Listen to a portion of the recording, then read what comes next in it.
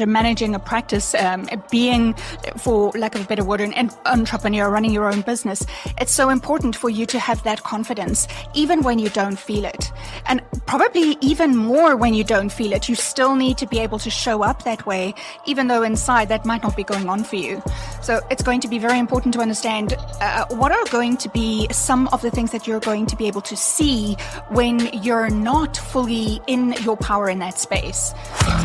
Welcome to the Super Clinic Project Podcast, Coach's Corner Edition. Ready to boost your practice by 10,000 in just 10 minutes? Join your coaches, Jennifer and Tracey, for fast and proven strategies that drive real results. Let's get started.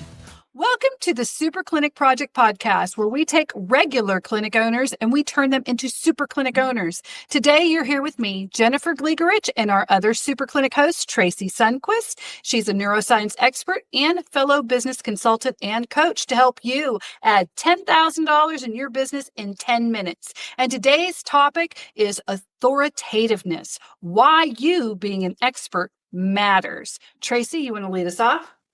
Sure.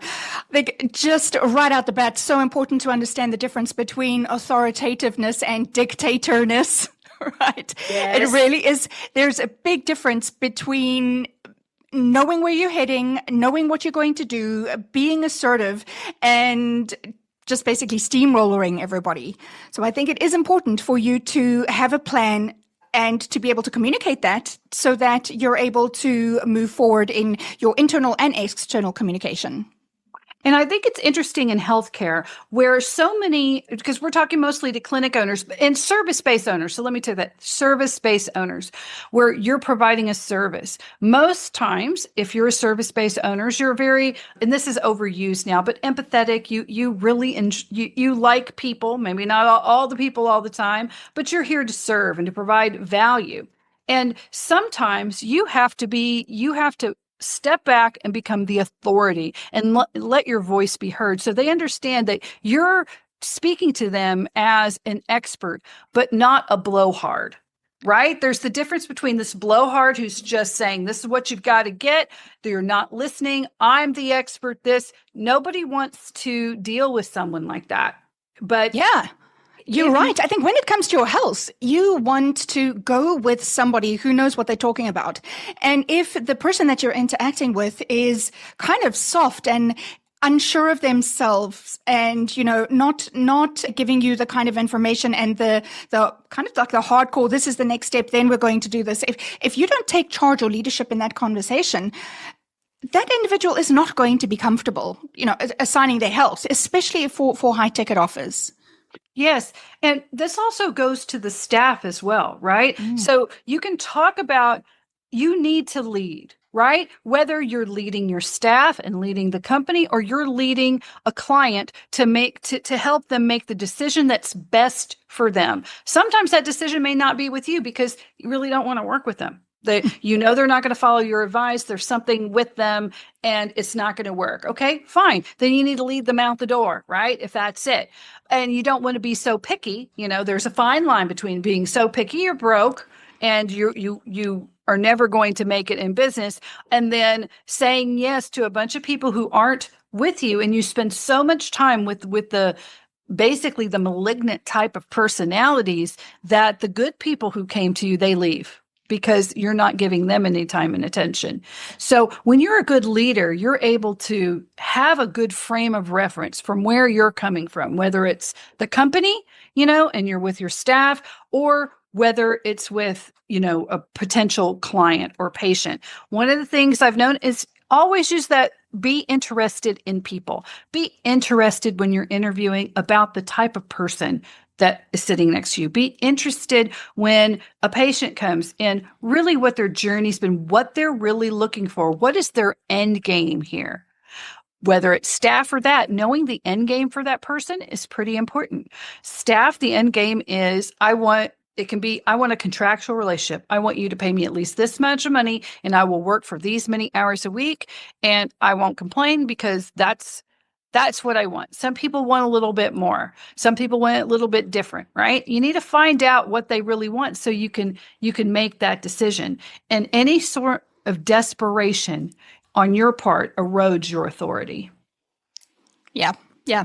I think, even, if you take it to the actual practice manager, managing a practice, being, for lack of a better word, an entrepreneur, running your own business, it's so important for you to have that confidence, even when you don't feel it. And probably even more when you don't feel it, you still need to be able to show up that way, even though inside that might not be going on for you. So it's going to be very important to understand what are going to be some of the things that you're going to be able to see when you're not fully in your power in that space. So there's a price to be paid when you don't, which is why, people want to pay the price so that they can show up that way, so that they can forge those relationships, so that they can improve people signing up for their packages, so that their team can be pulling in the same direction as themselves. So how would an individual, so Jennifer, for you as an example, how would a clinic owner say, this is the problem that I'm dealing with, that would lead you to say, okay, let's have a look at how assertive you're being?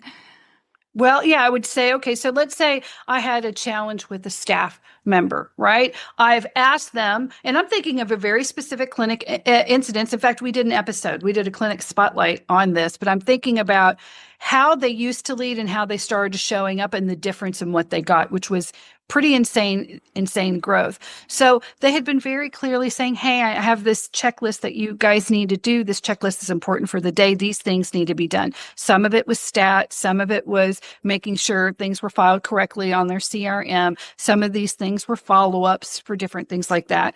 And the staff were taking it as a suggestion, right?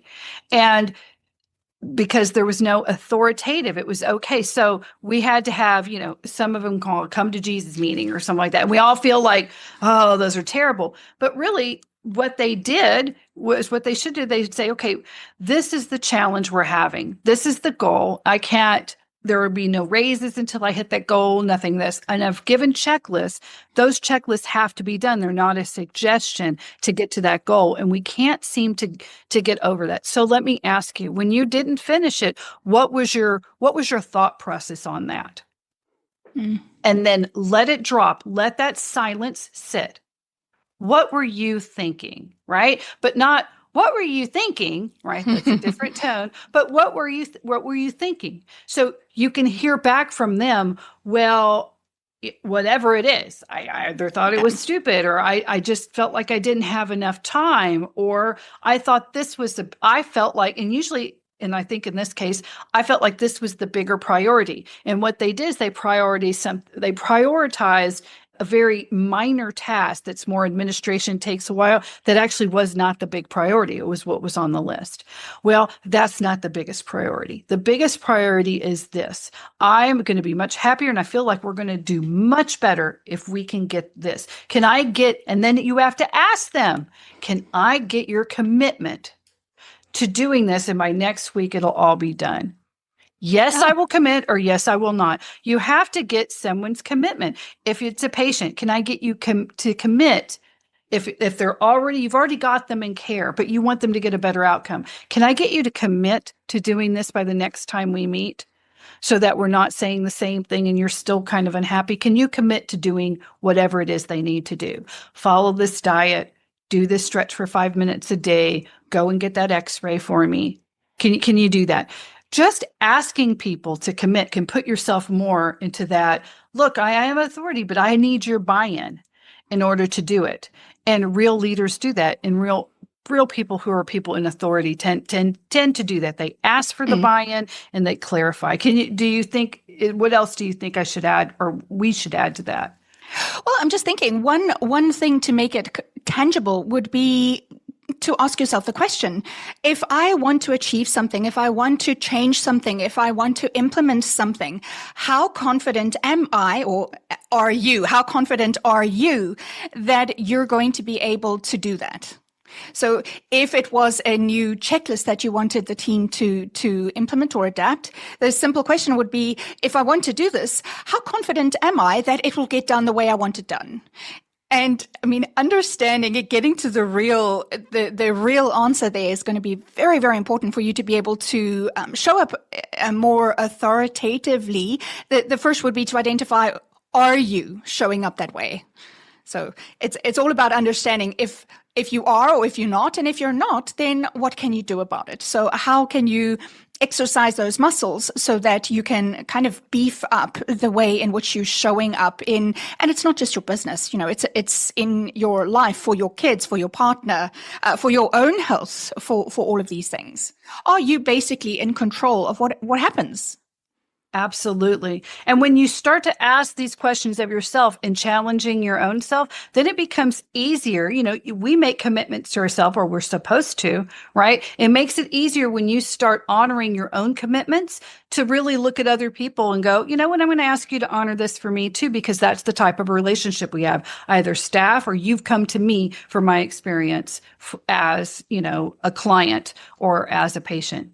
But guys, that's why authority matters. I hope that this has given you some excitement so that you can go to your day, ask the right questions, and then show up as an authority in your life, because that's why we're here. So you can make 10,000 within 10 minutes.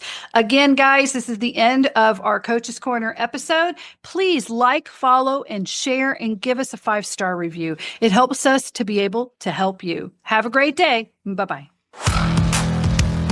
Thank you for listening to the Super Clinic Project podcast, Coach's Corner edition. If you would like to work with Jennifer or Tracey to 2 or 10x your business, then go to superclinicproject.com and click on either Jennifer or Tracey's photograph to book a complimentary session. Your greatest breakthrough is just a session away.